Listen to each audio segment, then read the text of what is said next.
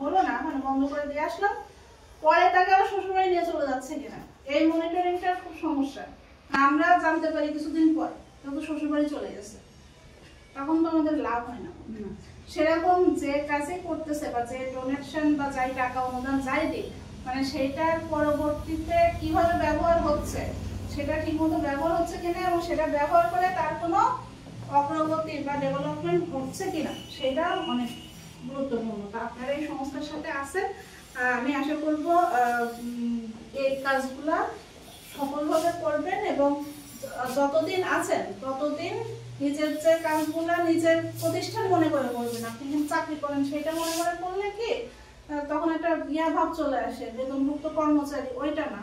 আপনি এখানকার যদিও বেতনভুক্ত হয়তো, কিন্তু তারপরও নিজের সংস্থা মনে করে করবেন যে আমিও এক সংস্থার একটা অংশ, সুতরাং এই সংস্থাকে আমার এগিয়ে নিতে হবে, মানুষের কল্যাণে কাজ করতে হবে যতটুকু পারা যায় আপনার সামর্থ্য।